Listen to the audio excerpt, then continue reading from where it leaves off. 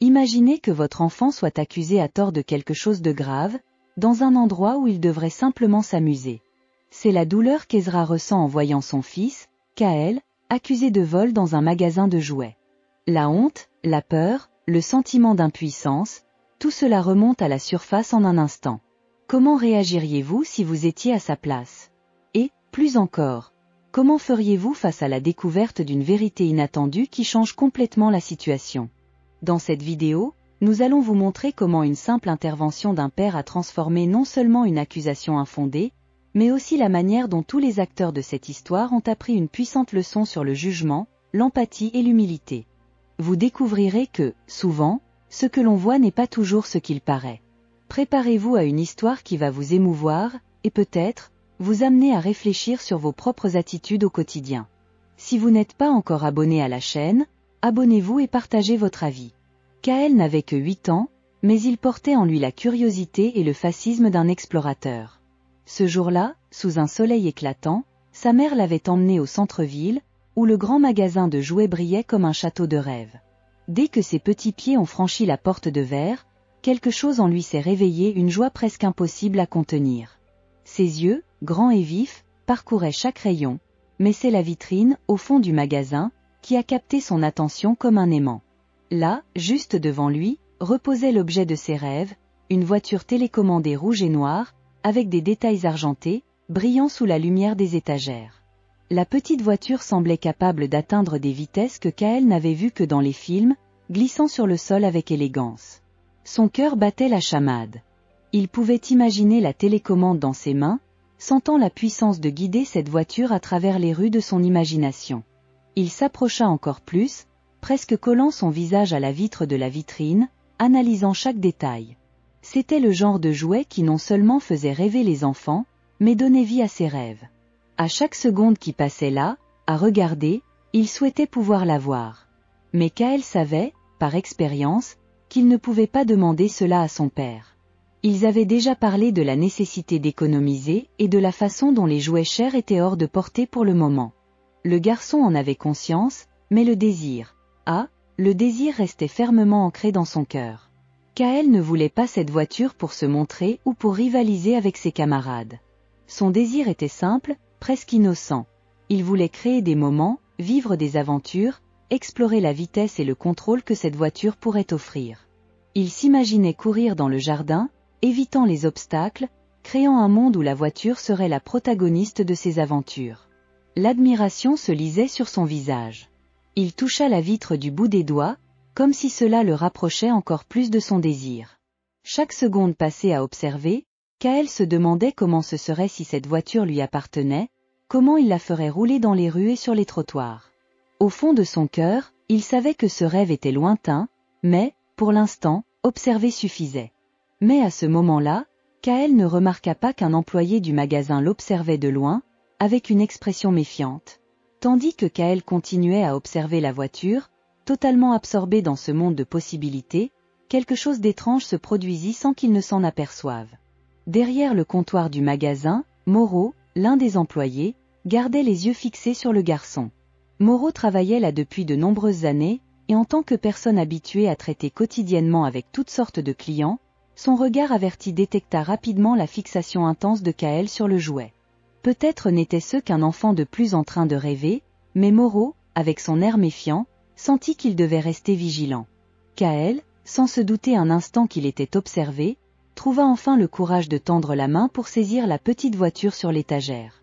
C'était un geste innocent, presque automatique, il voulait seulement tenir le jouet dans ses mains, sentir son poids, l'examiner de plus près. Après tout, dans l'imagination d'un enfant, le toucher transformait les rêves en réalité. Cependant, à cet instant, il était tellement concentré qu'il ne remarqua pas un détail crucial. En prenant la voiture, il s'éloignait lentement de la zone des jouets et commençait à se rapprocher de la porte, toujours fasciné par l'objet. Moreau, qui s'était discrètement rapproché, interpréta le geste de Kael autrement.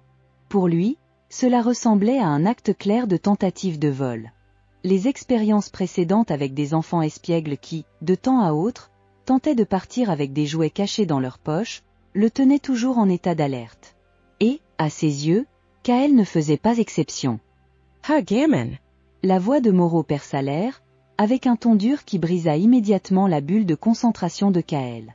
Le garçon se retourna, effrayé, sans comprendre pourquoi il était abordé de cette manière. Moreau s'approcha rapidement, les bras croisés et l'expression remplie de méfiance. « Qu'est-ce que tu fais avec ce jouet? Tu allais sortir du magasin avec, n'est-ce pas ?» Moreau continua, sans laisser à Kaël le temps de réagir. Le garçon, tenant encore la voiture dans ses mains, ouvrit la bouche pour répondre, mais aucun mot n'en sortit. Il regarda autour de lui, remarquant que quelques clients commençaient déjà à prêter attention à la scène, ce qui fit rougir ses joues de honte. Ce n'était pas la première fois que Kaël ressentait ce genre de pression, mais cette fois-ci, c'était différent. Il voulait seulement admirer la petite voiture, rien de plus, mais voilà qu'il se retrouvait là, devant tout le monde, accusé à tort. Le poids de la voiture dans ses mains semblait doubler, et ses yeux se mirent à briller de larmes non versées. Moreau ne céda pas, restant ferme. « Tu allais voler, n'est-ce pas? Allez, avoue. Pourquoi n'as-tu pas laissé le jouet sur l'étagère ?» La dureté des mots semblait écraser Kaël, qui secouait la tête en signe de dénégation. « Je voulais juste voir de près, » murmura finalement Kaël, sa voix tremblante et presque inaudible. Moreau, cependant, ne semblait pas convaincu. La scène était sur le point de prendre encore plus d'ampleur, avec des regards curieux et des murmures qui se répandaient dans le magasin. L'air était chargé de tension, et Kaël se sentait coincé, comme si le poids de toutes les accusations était plus lourd qu'il ne pouvait le supporter. Et, à ce moment-là, alors que tout semblait perdu, la porte du magasin s'ouvrit et Ezra, le père de Kaël, entra, remarquant la confusion à distance. Moreau ne quittait pas Kaël des yeux. Pour lui, c'était clair comme de l'eau de roche. Le garçon essayait de sortir avec la voiture sans payer. Il avait déjà vu cette scène auparavant, et malheureusement, il savait que, dans certaines situations, les enfants étaient utilisés par des adultes pour commettre des vols. Mais ce qu'il ignorait, c'est que cette fois-ci, le cas était bien différent. Alors que Moreau s'approchait, sa voix élevée commençait à attirer l'attention des autres personnes dans le magasin. « Hey! Qu'est-ce que tu crois faire ?» demanda-t-il avec l'autorité de celui qui avait déjà résolu cette situation dans sa tête. Kaël, surpris et effrayé, s'arrêta aussitôt, tenant toujours la voiture dans ses petites mains. Son esprit innocent ne comprenait pas ce qui se passait. L'éclat dans ses yeux, qui était auparavant une pure admiration pour le jouet, était maintenant remplacé par un regard de confusion et de peur. « Je voulais juste regarder. » murmura Kaël, mais Moreau, déjà en colère à l'idée que quelqu'un puisse tenter de voler dans son magasin, n'écoutait pas. Il fit un large geste du bras, attirant encore plus l'attention. Maintenant, d'autres clients s'arrêtaient pour observer, et la boutique silencieuse se transformait soudain en théâtre d'une scène inconfortable. « Ah, tu voulais juste regarder, hein? Et tu étais déjà presque passé par la porte avec le jouet à la main. Ce n'est pas comme ça qu'on regarde un jouet, gamin. » Moreau continua, sa voix montant d'un cran à chaque phrase. Son accusation était chargée d'une impatience que Kaël ne savait comment affronter. Le garçon ne pouvait que baisser les yeux, sentant le poids de tous ces regards curieux, pour lui, juge. Quelques personnes chuchotaient entre elles, et le murmure ne faisait qu'accentuer le malaise de Kaël. Ses yeux se mirent à briller de larmes. Il ne comprenait pas pourquoi il était traité de la sorte. Au fond, il voulait seulement voir le jouet de plus près. Il n'y avait aucune méchanceté, aucune intention de voler, mais tout autour de lui semblait conspirer contre lui. Moreau, les bras croisés, attendait une réponse qui expliquerait le comportement du garçon, mais tout ce que Kaël put faire fut de secouer la tête, niant alors que de timides larmes commençaient à couler sur son visage. Le garçon, qui quelques minutes auparavant rêvait éveillé avec la voiture, était désormais le centre d'une accusation publique. La sensation de honte le consumait, rendant chaque seconde dans ce magasin insupportable. Un client plus âgé, observant de loin, fit une remarque à voix basse, augmentant encore davantage le malaise de Kaël. Il regardait le jouet dans ses mains, et ce qui auparavant était un symbole de joie et de divertissement semblait maintenant être un fardeau trop lourd. Il ne savait pas quoi dire, comment se défendre. Ses mots se perdaient au milieu de toute cette confusion, et il désirait de plus en plus disparaître, se volatiliser. La tension dans l'air s'intensifiait, et Moreau, encore incrédule face au silence du garçon, était sur le point d'appeler la sécurité. Mais, soudain, un son familier résonna dans la boutique. C'était la voix ferme d'Ezra, le père de Kaël, qui venait d'arriver et avait vu la scène de loin. Son regard croisa immédiatement celui de son fils, et sans hésiter, il se mit à marcher rapidement vers Moreau et Kaël, prêt à intervenir.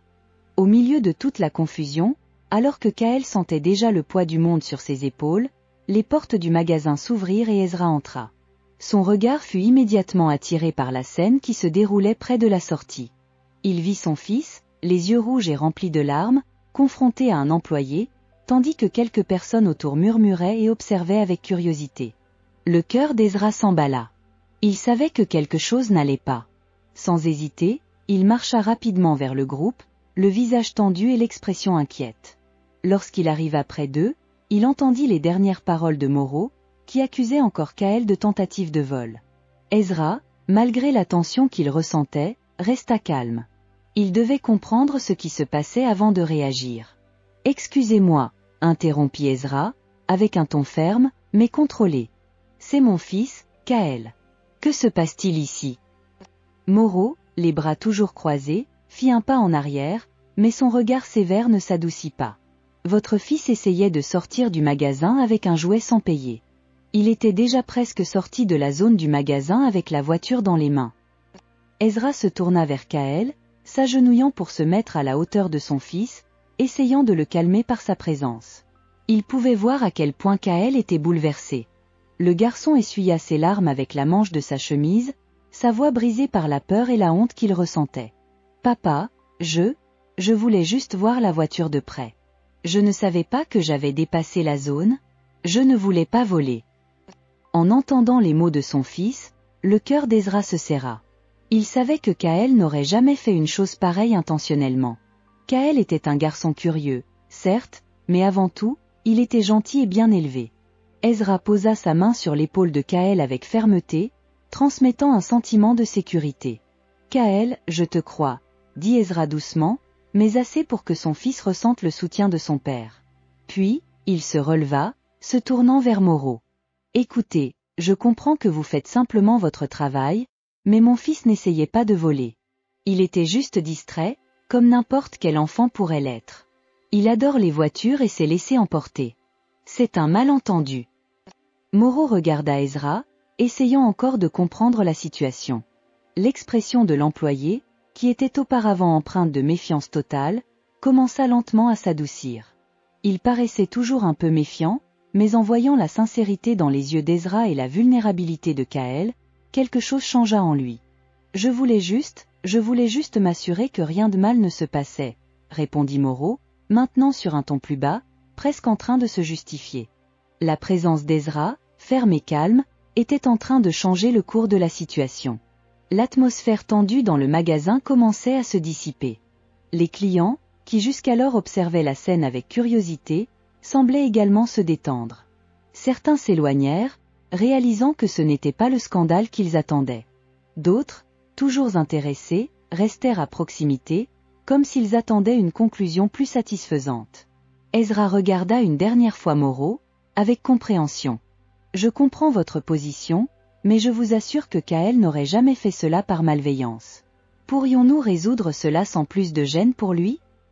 Moreau, encore un peu mal à l'aise avec la situation, prit une profonde inspiration et finit par acquiescer.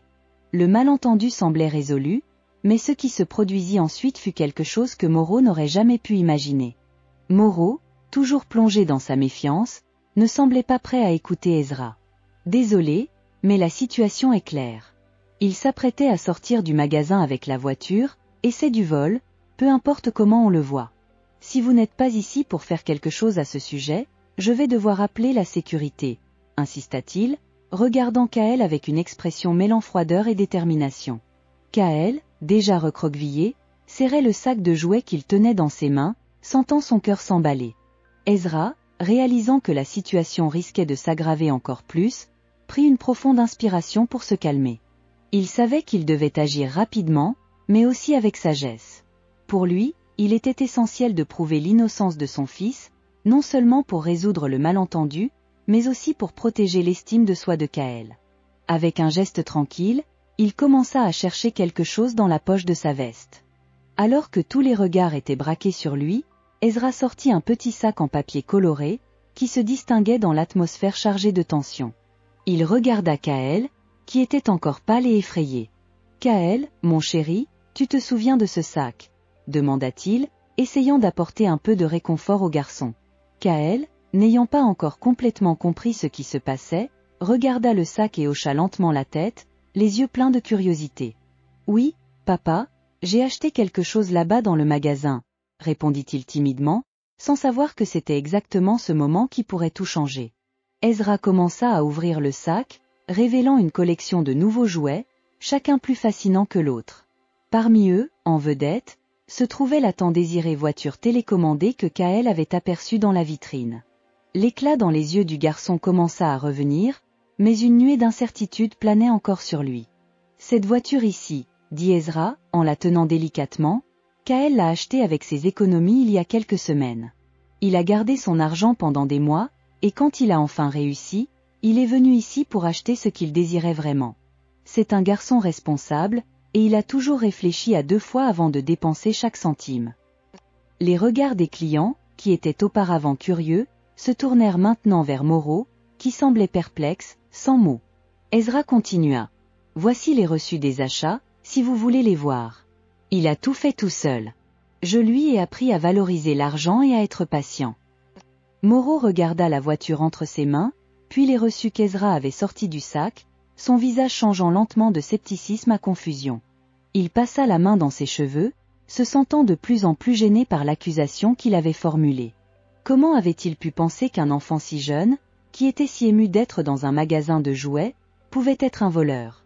Je ne savais pas, murmura Moreau, maintenant d'une voix basse, presque honteux. Il regarda Kaël, qui commençait à retrouver confiance, essuyant les larmes qui coulaient encore sur son visage. « Désolé, petit. Je pensais vraiment que tu essayais de voler.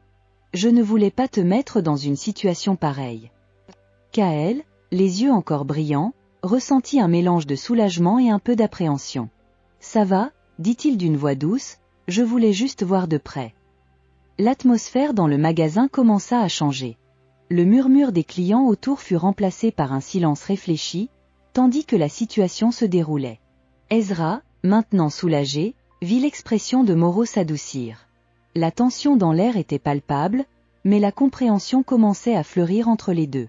Ezra décida qu'il était temps d'apporter une conclusion plus positive à tout cela, sans laisser la situation ruiner la journée de quiconque. Et ce faisant, il prit la décision de proposer quelque chose qui pourrait non seulement aider Moreau, mais aussi montrer à Kaël que la gentillesse peut être plus puissante que l'accusation. Ezra, toujours calme et serein, poussa un léger soupir, et avec un sourire réconfortant, regarda Moreau dans les yeux. « Écoutez, Moreau, ce que vous ne saviez pas, c'est que Kaël a une relation spéciale avec ce jouet. Il a économisé pendant des mois pour l'acheter, et ce qu'il faisait ici aujourd'hui était simplement de comparer le modèle qu'il avait déjà avec le nouveau sur l'étagère. Ce n'est pas difficile pour un enfant d'être curieux, de vouloir voir de près, de sentir la différence. Il n'a jamais eu l'intention de voler. » Moreau, qui jusqu'à ce moment-là était rigide, comme s'il défendait une position indiscutable, commença à fléchir. Ses yeux se fixèrent sur le sol, et il se sentit écrasé par sa propre accusation. Le silence dans l'air était inconfortable.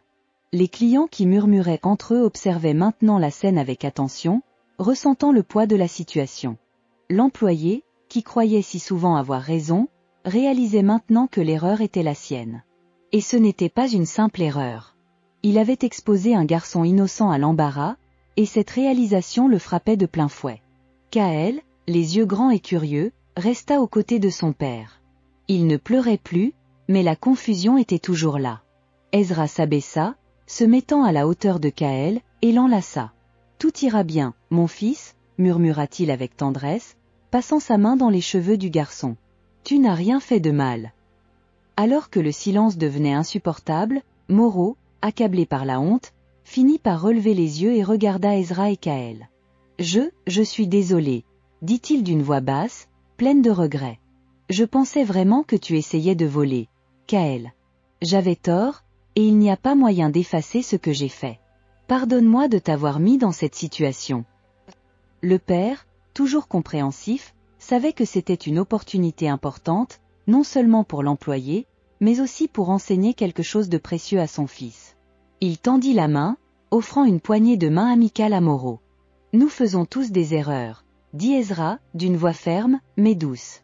L'important est de les reconnaître et d'apprendre d'elles. Moreau, stupéfait, accepta la poignée de main. C'était quelque chose qu'il n'avait pas attendu après tout ce qui s'était passé. Il regarda Kaël, qui se tenait à côté de son père, et, ne sachant quoi faire de plus, offrit un sourire timide et sincère au garçon.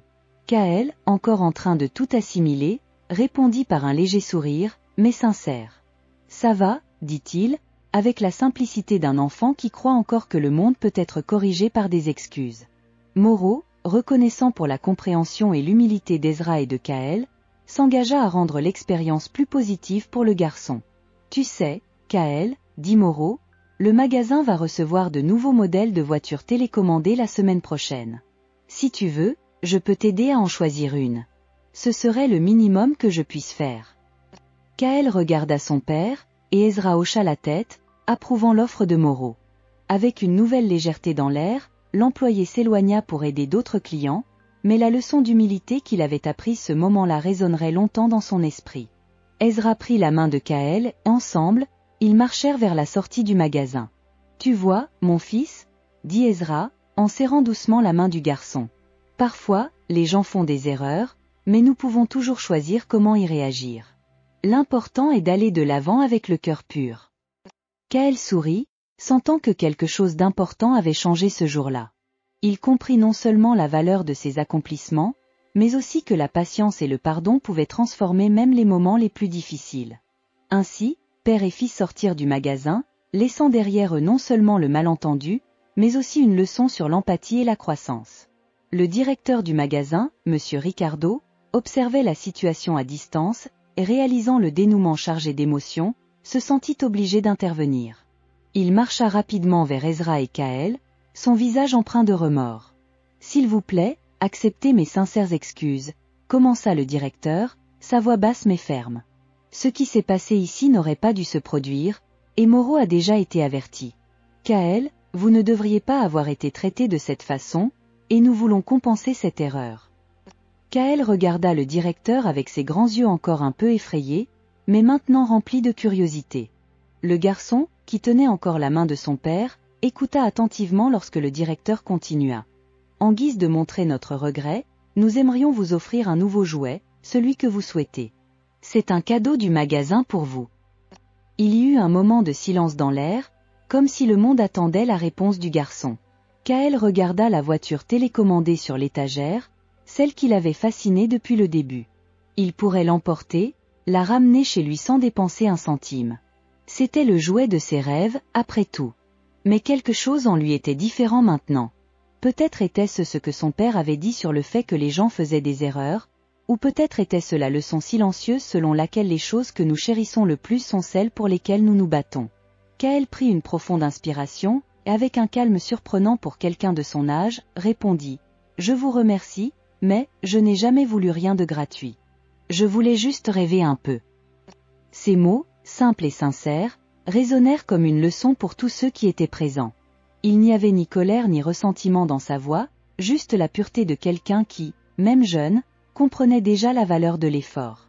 Ces quelques mots touchèrent le cœur de tous les présents. Le directeur, visiblement ému, sourit à Kaël, sans mots pour répondre. Que pourrait-on dire après une démonstration aussi pure de caractère? Ezra, fier de son fils, passa la main dans les cheveux du garçon et dit « Tu as un grand cœur, Kaël. Le plus beau cadeau que tu puisses avoir est de continuer à croire en tes rêves. » Kaël sourit à son père, se sentant plus léger, plus sûr de lui. Il réalisa que ce moment n'était pas une question de jouet, mais quelque chose de bien plus grand.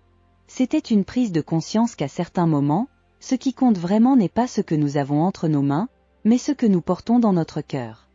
Le directeur, touché par la sagesse de Kaël, posa sa main sur l'épaule d'Ezra. « Tu élèves un garçon incroyable, » dit-il.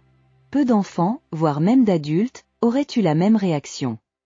Ezra se contenta de sourire en réponse, sachant que ce moment resterait gravé à jamais dans la mémoire de Kaël, ainsi que dans la sienne. Alors qu'il se préparait à quitter le magasin, Kaël jeta un dernier coup d'œil à la voiture télécommandée, mais cette fois avec un sentiment de satisfaction différent. Il savait que, tôt ou tard, il obtiendrait ce qu'il voulait et quand cela arriverait, ce serait par mérite propre. En franchissant la porte, père et fils laissèrent derrière eux non seulement le magasin, mais aussi une leçon d'humilité, d'empathie et de persévérance. En traversant les portes du magasin, l'après-midi semblait plus tranquille, presque comme si l'air était plus léger. Le bruit des gens à l'intérieur du magasin et le mouvement de la rue environnante semblaient désormais lointains pour Kaël et son père, Ezra.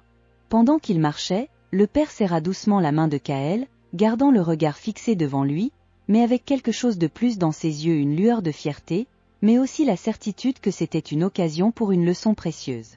Kaël, commença Ezra, d'une voix calme et ferme, ce qui s'est passé là-dedans était une situation difficile, mais ce qui compte vraiment, c'est ce que nous en avons appris. Kaël regarda son père, essayant encore de traiter tout ce qui s'était passé. Il ressentait encore la légèreté du soulagement que tout se soit bien terminé, mais la confusion était toujours là. « Je n'ai pas compris, papa, pourquoi Moreau pensait-il que je faisais quelque chose de mal ?» demanda le garçon, son innocence évidente. Ezra prit une profonde inspiration, sachant que c'était le moment idéal pour enseigner quelque chose que Kaël garderait toute sa vie. Parfois, les gens voient ce qu'ils veulent voir, expliqua Ezra, alors qu'ils marchaient côte à côte. Moreau ne te connaissait pas, il ne savait pas quelles étaient tes intentions, et au lieu d'essayer de comprendre ce qui se passait vraiment, il a agi en fonction de ce qu'il pensait savoir. Et ça, Kaël, ça peut arriver à n'importe qui. Kaël, toujours curieux, continuait à écouter attentivement. Mais il avait tort, papa. Je voulais juste regarder la voiture de près. Oui, il avait tort, répondit Ezra, s'arrêtant et se baissant pour se mettre à la hauteur de son fils. Et c'est pourquoi nous ne devons jamais juger quelqu'un sur son apparence. Avant de tirer une quelconque conclusion, nous devons essayer de comprendre la personne, ce qu'elle pense, ce qu'elle ressent. Moreau a laissé ses préjugés parler plus fort et a porté un jugement sans connaître la vérité. Kaël resta silencieux, réfléchissant aux mots de son père. Il savait que ce qui s'était passé dans le magasin était plus qu'une simple confusion avec un jouet. Il y avait quelque chose de plus profond, quelque chose qui le rendait responsable non seulement de lui-même, mais aussi de la manière dont il traiterait les autres à l'avenir. Pendant ce temps, à l'intérieur du magasin, Moreau réfléchissait également aux événements. Il était retourné à son poste, mais son esprit était loin. Il revivait chaque moment dans sa tête, le regard effrayé de Kaël, le ton calme d'Ezra, la révélation du jouet déjà acheté. Cela l'atteignait de plein fouet. Moreau n'avait jamais beaucoup pensé à l'impact de ses actions sur les autres. Il croyait qu'il ne faisait que son travail, mais maintenant il réalisait qu'il avait jugé un enfant innocent sur la base de suppositions hâtives. Le poids du regret pesait sur lui. Comment ai-je pu être si aveugle, pensait Moreau, alors qu'il observait les clients qui entraient et sortaient du magasin. Il avait toujours pensé que, pour bien faire son travail, il devait être rigoureux et ne pas hésiter à agir. Mais maintenant, il voyait que la vraie force résidait dans la capacité de s'arrêter, de réfléchir et de comprendre avant d'agir. J'aurais pu causer un dommage énorme à ce garçon, à sa confiance, à la façon dont il voit les gens, conclut-il, la poitrine serrée. Et c'est à ce moment-là que Moreau décida que quelque chose devait changer. Il avait appris une leçon importante que l'orgueil, les préjugés et la hâte de juger pouvaient déformer la réalité et mener à des erreurs douloureuses. Pour lui, cette journée deviendrait un tournant. Moreau savait qu'il ne regarderait plus jamais quelqu'un de la même manière, sans d'abord essayer de voir au-delà des apparences. Alors que Kaël et Ezra poursuivaient leur chemin de retour à la maison, le garçon, maintenant plus calme, regarda son père avec une expression de compréhension. « Je n'oublierai pas ça, papa. J'essaierai toujours de comprendre les gens avant de penser savoir ce qu'ils font. » Ezra sourit, fier de la sagesse que son fils acquérait si tôt. « C'est ce qu'il y a de plus important, mon fils. Si nous faisons tout cela, le monde sera un endroit meilleur. » Kaël, le cœur léger et avec une nouvelle vision du monde, se sentait plus fort. Il savait que, malgré la confusion, quelque chose de bon était sorti de cette expérience. Désormais, il avait non seulement un père qui le protégeait, mais aussi une compréhension plus profonde de ce que signifie être juste et compatissant. Ainsi, alors que le soleil commençait à se coucher, illuminant le chemin de retour à la maison, père et fils savaient que cette journée, marquée par un moment difficile, deviendrait un souvenir précieux non pas par la honte ou la peur, mais par la leçon durable qu'ils emporteraient pour toujours. Fin de l'histoire. 9. Ce n'était que le début d'un Kaël plus sage, plus empathique, et d'un Moro qui, transformé, ferait tout pour ne jamais reproduire la même erreur. Le retour inattendu au magasin. Quelques jours après l'incident, Kaël et Ezra décidèrent de retourner au magasin. Ce n'était pas une visite prévue, mais un simple passage à proximité éveilla en Kaël l'envie de revoir l'endroit où quelque chose d'important s'était produit.